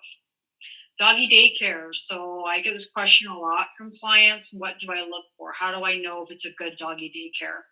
The first thing I like to say is that I really like that they would have an evaluation on board instead of just show me your vaccination records and then, yep, go in and play with 15 dogs. I really want to have them take the time to actually assess the dog and determine if that dog is in fact socially interested in interacting with dogs. The other thing I want to point out is doggy daycares. If they spend the whole entire day there, it's kind of like dropping you off at a disco or a nightclub for 8 hours and expecting you to socially navigate complex relationships with unknown people. How exhausting is that? And people love it because they're like, oh, my dog loves doggy daycare. He comes home and he sleeps for like 24 hours. And it's because he's probably emotionally and physically taxed. So if I had a choice, I would say drop them off for 2 hours, have them socially interact with other dogs. Or if you need them to be there for the whole day, just make sure that they have that dog in a schedule where they're incorporating rest breaks, where it isn't spend this whole day with all these unknown dogs, because that's a lot for any dog. I also want to see a sufficient number of handlers to dogs. I don't typically want to see more than 10 dogs in one person. I also want to see the groups arranged according to size and temperament. I never want to see very large dogs and small dogs in the same general area. And again, what we were talking about, incorporating rest breaks. This is an example of what can go wrong in a doggy daycare. And this was an example we saw before, the perfectly healthy social interaction, but look here what's happening. There's something called social facilitation in dogs, and which basically means that if a conflict does happen, that intensity can escalate very, very quickly as other dogs start to join in. And this little, see how tucked his tail is? The only thing I'd like to say is this dog here on his right, that kind of husky looking mix, he definitely had his back. So that was a really nice thing. It's kind of like when Maria does these things with me, I feel a little bit more secure because she's right there by my side. But this dog absolutely had his back in this situation, which was really nice to see, because it could very easily turn into a much more dangerous situation. All right, so my dog wants to play, now what? You have a dog that's socially interested, doesn't have conflicts with other dogs. If you want to be super conservative about the pairing, I would say match them according to size. I would say make sure that the other dog has a solid social history with unknown dogs. And that would be what we call a bomb-proof dog. So typically when trainers refer to a bomb-proof dog, essentially what that means is that dog has more doggy friends than they could ever count. That's what a bomb-proof dog is. The other would be that especially if your dog's young, I would lean more towards dogs that are less than 2 to 3 years of age, because what do we know about dogs that are young and have not reached social maturity? Usually play is pretty high on their priority list, and they're going to be really interested in social interactions. And then I try, if I could, this is definitely not like written in stone, but typically opposite sex pairings are a little bit more conservative. From opposite sex pairings, then we have male to male, and then we have female to female, that sometimes more often or not results in conflict. Again, not written in stone, but if you want to be super conservative, I would say start off with an opposite sex pairing. So what about if you take your dog to a dog park and you notice that he starts walking the perimeter, actively avoiding dogs, snarks dogs off when they can approach him? Does he need to be rehabilitated? And the answer is no. The answer is your dog probably has other interests that he'd rather pursue. So the example I give to people is if I have a friend that likes watching Marvel movies, and I might be the only person in this planet that doesn't like Marvel movies. In fact, the mention of going to a Marvel movie and sitting for 2 hours, the only way I would ever do it is if you were to buy me an extra large popcorn with butter, you had a Diet Coke, and then goobers to go along with it. Okay. And then you probably have to take me out for dinner afterwards. It's just not my interest. It doesn't mean there's something wrong with me. It means that it's not my interest to go to a Marvel movie. Same thing with dogs, especially with toy breeds. I've found not sometimes really interested in play with other dogs. Doesn't mean there's anything wrong. Absolutely doesn't mean that we should force social interactions on that other dog. It just means that we have to find out what exactly that dog likes to do and think about what their interests are, and then fulfill their physical and mental needs via that. So an example would be maybe a ball happy dog, or maybe a dog likes to do scent work, or maybe they like to do agility. The other thing I would tell you is with working breeds, typically if they're doing their thing, like if you go to the dog park and you have a dog that's obsessed with balls or play, and you start throwing the ball and another dog comes over to that dog to socially engage and he snarks them off, usually what that is not, I'm not interested in play generally.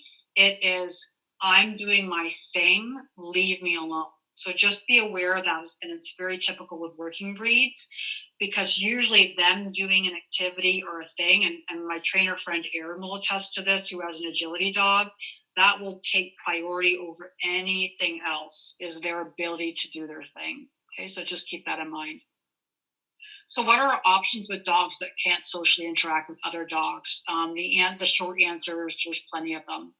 I love the Facebook Canine enrichment group because it gives people a lot of DIY options. But a perfect example would be if a dog likes to dig, get a Mr. Turtle pool or a plastic pool or even a litter box and hide toys or treats in it and let him do that. Dogs have what we call species typical behaviors. Digging is one of them. Chewing is another one. Just incorporate species typical behaviors in their enrichment. Snuffle mats I absolutely love. Licky mats is another one. Intense games. Walks on their own are not going to fulfill your dog's physical needs. They are merely an opportunity for them to sniff and explore their environment. I always encourage people to incorporate really intense games of things like fetch, flirt pull, tug. Those are going to be the things that fulfill your dog's physical needs. And then another thing about enrichment is change it up. Novelty absolutely matters. Having a house full of 100 toys all the time, I would encourage you to take 5 of them, put them in a Ziploc bag, and rotate them. Novelty absolutely matters, and incorporating all their senses as well. So vision, scent, smell, touch, taste. Those are all the things that you can include in a dog's enrichment schedule. All right, so now we've got questions. Was that in time, Maria? I don't know what the time was, but I've been monitoring the chat, and we had some amazing questions coming through the chat. So let me go ahead and get you started on the first one. And it's, how do you know when puppies are playing too rough and how to intervene? Okay, so we reviewed that a little bit when we were talking about consent tests. So especially with puppies, some puppies enjoy the rough and rowdy play and some don't. So the first thing I'd have you do is, when you're looking at that play, is number one, are there breaks? Do you see some breaks in play? The other thing what we were talking about, remember what we were talking about when implementing consent test, is that you're ever unsure, take the dog that you think is the perpetrator. So if they're wrestling with each other, it would essentially be the dog on top. Physically remove them and let that dog that you think is the victim, or the dog that was on bottom that you're not sure if they're enjoying that interaction, and let them vote with their feet. If they come back for more, meaning if they move towards that dog for more social time, you have your answer. You've let that dog vote with their feet and they've said yes. By the same token, if you've removed that dog from play and the other dog has now moved away and has chosen not to socially interact again, you've also got your answer. In that case, I'd absolutely give that other dog space, You can put them behind a barrier. You can give them some time in another room, but absolutely give them some space. Always letting dogs vote with their feet is key. The next question is, my dog gets jealous when I hug other family members. He runs and licks me and tries to break things up. Is this normal? So one thing we know about dogs, as far as cognitively, is that we actually have no evidence that they're capable of what we call secondary emotions. And primary emotions are things like sadness, fear, anger, anxiety. Those are all primary emotions. We don't have any evidence that they're capable of secondary emotions. So, for instance, if a dog was capable of feeling jealousy, that we know that they'd have a basic understanding of what's fair and what's not fair. And we don't have, not to say that they can't, but the data doesn't yet suggest that they're actually capable of secondary emotions. And jealousy and guilt are also a secondary emotion. So what I would say in any time that you're seeing concerning behavior is that you take that behavior and you look at what happens after it, and then you look at what happens before it. Because dogs absolutely do what works, and if something doesn't work, they quickly abandon it. So if there's something absolutely that's driving that dog's behavior, and the other thing, and if you're totally unsure about it, or if it's really concerning, you can hire a qualified trainer, but it's something that I would have to absolutely see in the home in that context to figure out what exactly is driving that dog's behavior, because there's something that's driving his behavior. And my guess is it's probably not, the underlying emotion is not jealousy, if that makes sense. Next question is, my pit mix's mouth is always closed unless panting heavily. Is this okay? I've actually seen that with a couple of dogs, and what I say to people, and sometimes it's just their normal mouth position is closed. I actually had a client dog that I saw that in. And I'm like, have you ever noticed that your dog's mouth is like never open? And she's like, yeah, do you think that's weird? And I'm like, no, it's probably just your dog, but it was definitely something that I noticed. And what I would say to that would be that then we know that that mouth position is not going to be a good indicator for you in regards to how relaxed or not relaxed he's feeling in a given environment. So what I would do is start to monitor him and do what we call a day in the life study. And all a day in the life study is essentially watch and observe your dog in different contexts. What does his body language look like when he's relaxed? When he's socially engaged with people or other dogs, when he's excited, he's frustrated, and then start to rely on the other signs. What's the ear position look like? Is his brow really nice and smooth, or is it wrinkled? What's his tail position look like? Is it at baseline? Is it above spine level? Is it tucked?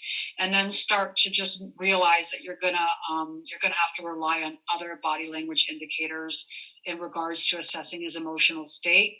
But it's nothing that I would worry about. I've actually seen it in a few dogs. I wouldn't be concerned about it. My dog loves to play with other dogs, but has a tendency to bark at dogs to make them play with her. How do I train her not to bark at other dogs? Okay, so we see that a lot of times with dogs that are frustrated. And frustration can sometimes can very much look like aggression. And very often I tell Marie, we know this from Reactive Rover, is I always tell people when they describe their dog's on-leash behavior that I can absolutely not tell you what your dog's underlying motivation is just by looking at their on-leash behavior, because frustration can absolutely look like aggression. So oftentimes what we'll see with dogs that are playing is if that dog's not reciprocating, then we'll sometimes see that dog get frustrated. And frustration can manifest typically a lot of times with barking. And I think you probably saw it in that video where the dog did the play bow. The other dog did not do anything, did not move into play, and he started barking out of frustration. So I would do is preemptively end play sessions off on a high note. So when that dog is, when they're socially interacting and playing, I give them breaks, but I definitely end it off before your dog reaches the point of frustration. Because if it happens over and over again, then you're just basically reinforcing that behavior. So I'm not sure if it's happening in the context of a dog park or if you're arranging these play sessions, but also recognize that not every dog is going to have the same social needs as your dog. So very often when people have resident dogs and they go ahead and adopt a puppy, and that puppy is basically really wants social time with other dogs, and they're constantly pestering that resident dog for play opportunities. If that's the case you're talking about, what I always recommend people do is give that older resident dog the space they need to relax when they want to, and then start arranging other play opportunities with social dogs outside of that context, so that your dog's social needs are fulfilled and frustration doesn't ensue. Is running underneath a dog considered an aggressive move? Not. I mean, if there is, are they typically always doing it? Not usually. No. I don't. I don't consider. How about you, Maria? I've never seen it as a control behavior. I see it as a form of play, especially if they're in the yard or sometimes they something. run under dogs, and you'll see the other dog kind of get loose and floppy and roll over. But no, I don't really recognize it as an aggressive move, or even a, what do you call it? Controlling move. Right. When I have dogs playing, I give them breaks by whistling and they run to me for a sit, snack, and relax. That's really nice. That's I awesome. I know. I have a couple of younger dogs who don't take breaks on their own. Is this a good way of teaching them to take breaks, or is this just a management technique? No, absolutely. What I found is teaching a dog a recall off of dog play is a really important thing to do when they're puppies, because one thing we know about puppies is that they usually have, just like children, they have a harder time self-regulating. So if your dog is not taking breaks on their own, I would absolutely install a recall. And just note that when we're doing recalls in puppy class, it wasn't in that video. It doesn't necessarily have to be this like really intensive behavior modification plan. I take like a little squeaker with me, what usually becomes a little salient cue. And what I would do at home is I would start pairing that squeaker with a treat. So it goes squeak, treat, squeak, treat. And then I'd start doing it maybe on walk, squeak, treat. And then what you can do is when you get to the dog park or when they're socially interacting with other dogs, I guarantee you that that squeaker is going to be a lot harder to ignore because it's a salient cue, and you're going to get probably a lot faster recall off play. So this one, our 5-month-old lab has a sister who lives with my parents, and we saw that concerning fight play for the first few weeks. They don't chase, they don't stalk, they just brawl and bite, not loosely. So we haven't let them play for a few months now because we didn't like the play. But we do want them to interact in the future. So can you give us some tips on what steps we should take? Yeah. So in order for me to tell if it was healthy reciprocal play, because sometimes dogs just play rough and rowdy and it's completely normal, I would have to have eyes on it. But if you're talking about two dogs that are paired together and you don't think that the interaction was positive, what I'd recommend you do, because you live obviously in two different households. If it was in the same household, I'd absolutely say give them a break, complete separation. But what I want you to do is have some kind of barrier in place, and then make sure that every time they're actually together in the same vicinity, that super positive things happen. So the easiest way to do that is, let's say you're visiting your parents or your relatives, have one dog upstairs, the other dog downstairs. And when they come together, they both have a work to eat toy and a mat through a barrier, or they have their breakfast and dinner together through a barrier on a mat, and just start to foster that positive relationship. The other really highly reinforcing thing for dogs is time outside. Most dogs absolutely love walks. So having them go on walks together from a distance where they're still comfortable and engaged with you is another great strategy to foster positive feelings between dogs. The other thing I would tell you when it comes to dog relationships is if you think you're going too slow, then go slower. It's much easier to go really slowly with dogs versus lose patience and just put them together in a room and things go horribly wrong, because then you've got to actually work on mending a relationship versus fostering positive feelings with each other. My dog self-handicaps during play with bigger dogs. Is that okay? That sounds more like a tap out to me, but I'm not sure. Yeah, again, there's a lot of things with play behavior that I absolutely have to see. So I would want to make sure that if it's only with larger dogs, so if you have a small dog and they're rolling over on their side with their belly exposed, with larger dogs when they approach, I want to make sure it's actually not an appeasement gesture. So remember when we were talking about the difference. So appeasement gestures are avoiding conflict and facilitating a social interaction. So if you want to look for other body language changes in your dog. So what does your dog look like when that larger dog approaches or in that vicinity? What is their mouth doing? Is it open, relaxed, or is it closed? What are their ears doing? Is her body weight shifted backwards or forwards? What does that tail position look like before they approach? If you see some really worried body language from your dog when that big dog is in their vicinity and approaches them, and then you see them go down into a lying position with their belly exposed, more than likely that's an appeasement gesture, not self-handicapping. Not to say that smaller dogs can't self-handicap with larger dogs. We sometimes see that. But self-handicapping usually happens in the midst of play. It doesn't happen during a greeting context. So self-handicapping is wrestle, wrestle, wrestle. That dog goes over to the side and plays with attenuated force. Self-handicapping doesn't happen with, let's say your dog's here, another dog approaches and they go into lying position. That's more of them an appeasement gesture versus self-handicapping. So self-handicapping happens during play. Are displacement signals the same as calming signals? So basically, essentially, I don't like to use calming signals just because there's actually no evidence. I know there was a book written by Turig Rugas in regards to calming signals. And I think her theory, and I could absolutely be wrong, was that the dog is attempting to calm the other dog. We don't have evidence whether the function of it is to calm the other dog or calm themselves. All as I know, but yeah, whatever you call it, displacement or calming, it's the same thing. Mm-hmm. Behaviors that are happening out of context, and the function is to return that animal to baseline.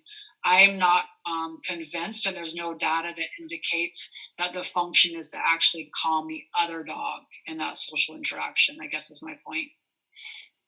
And what is the size differential that you have as a guide regarding two dogs playing with each other?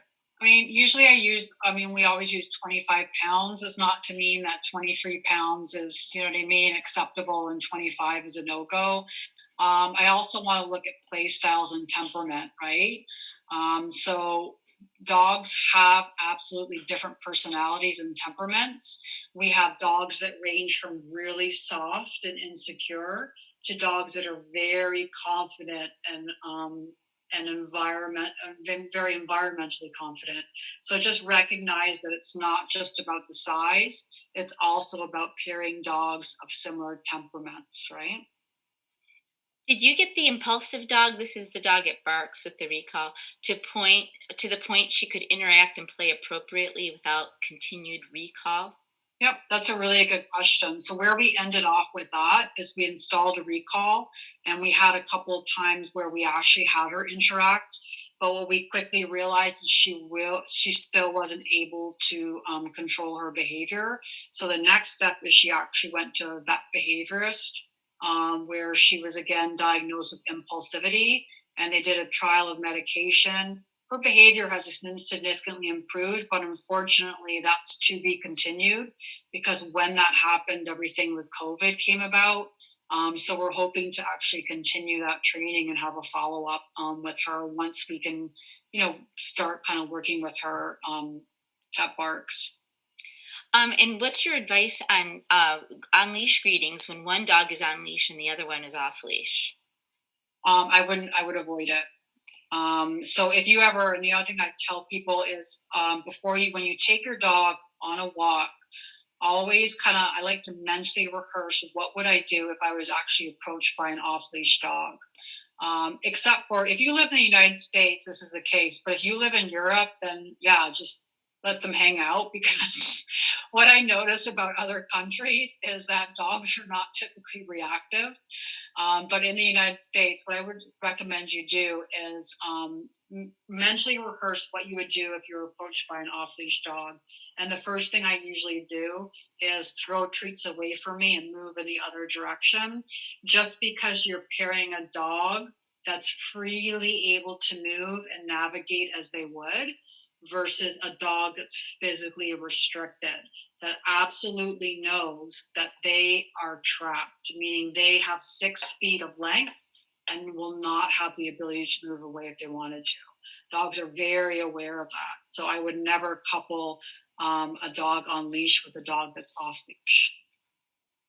And I think, do we have 2 more minutes? I think I'm not sure when we're supposed to be. Yeah. 4 o'clock. 4 o'clock. So this is my dog, 2 years old, will stalk and lay down when she sees other dogs. She'll freeze and not move until she's greeted the dog, even dogs she knows and has played with. Usually she'll stay frozen until the dog has completely sniffed her, or will go belly up. Are these normal, or should her body be more loose and ready to sniff as mentioned earlier? Yeah, I mean, usually when I see Yeah. stalking behavior, and I'm not an expert, but usually, actually I am an expert. Usually when I see stalking behavior, it's slow stalking, and then when that dog gets closer, bounce, and then they start playing. If she's actually motionless when that dog comes over to sniff or investigate, again, I want to look at her early body language changes and make sure that she's actually completely comfortable with that interaction, and note what happens afterwards. Like, does she maintain that stiff, motionless position? The dog sniffs and investigates her, and then what happens? Does she go into play? Does she avoid the dog? That would be really my key indicator regarding, is she enjoying this interaction or is she not? If when that dog finishes sniffing and investigating her and she moves away, then that's already telling me that she was never comfortable with the interaction. And just know as well, in the canine world, normal greeting ritual is mutual sniffing and investigating. It's not always typically one-ended, meaning one dog is sniffing and investigating and the other dog is motionless. Mm-hmm. I know we don't have time, but I'd like to squeeze this one more question in because I really like it. So, well, maybe you can answer it. No, well, and this happens to a lot of people too. When another dog is bullying my dog and the owner isn't doing anything, how can I break it up and tell that dog no? So what are your thoughts on that? So I'm guessing it's in a context, probably like a dog park where you're not familiar with the owner. Right. Or the other person. Or maybe you're walking down the street or something and you're in a line, but you're right, a dog park is a good place to. Yeah, so I'm thinking, well, if bullying's happening in that situation, I would think it would probably have to be a dog park with an unknown dog. Mm-hmm. I mean, honestly, because again, remember my bias, I'm more towards high intervention bias and not installing fear in dogs. So if I went to a dog park and a dog was continuing to bully my dog, signal them out for mistreatment, that would be my cue to leave. Even though it feels unfair, right? It's like, I shouldn't have to leave because my dog enjoys the dog park and wants to play, and this other dog is the problem. But a lot of times I've noticed it's kind of like when people have children. I shouldn't say this, I'm going down the wrong path. I'm going to stop that analogy. That was a bad one.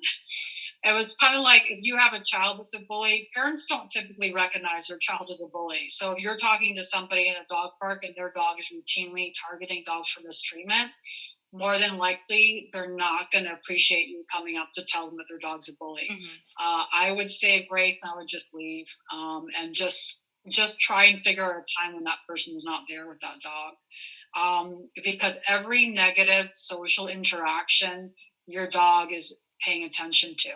So when we think about patting dogs, if your dog has spent time and had positive interactions with 50 dogs, and he goes to the dog park one day and gets bullied, then I wouldn't be too concerned about it, right? Concerned enough to where I wouldn't go back there if that dog was there.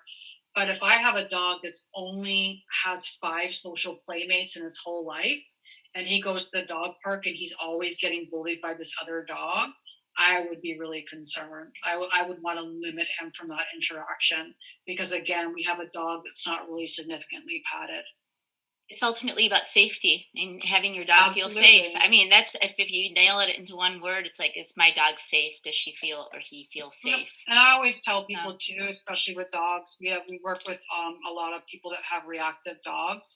As I always tell people, you are absolutely your dog's best advocate. You make decisions based on your dog's best interest, not in how that other person feels. So, for instance, with stranger danger dogs that are concerned about people in their environment, I would much rather err on that person finding me rude and inappropriate when I tell them to absolutely not approach my dog, versus hurting their feelings and having my dog feel really uncomfortable and being in a situation where they have to escalate their behavior in order to get that space they need to feel comfortable in their environment. So you're your dog's best advocate. So even if it means you have to be rude, I would absolutely do that before I'd intentionally expose my dog to a negative interaction. And just to conclude, for those of you who asked questions that we didn't get to, I am so sorry. There's only 24 hours in a day, and I know we'd be here for hours answering your questions. So thank you so much. And I think, I don't know if someone from your dog friends. I don't know. I don't know if Nicole is here or not. I'm here. I didn't know if Deborah might want to sign off, but Okay. I think, yeah, thank you so much. This was awesome. Rachel and Maria and everyone had such good questions. If Rachel, did you put your contact info up at all in case people want to work with you or reach out about private sessions? No, but my dog training company is called Positive Behavior Solutions. I'm based out of Baltimore, Maryland, Baltimore City, Baltimore County.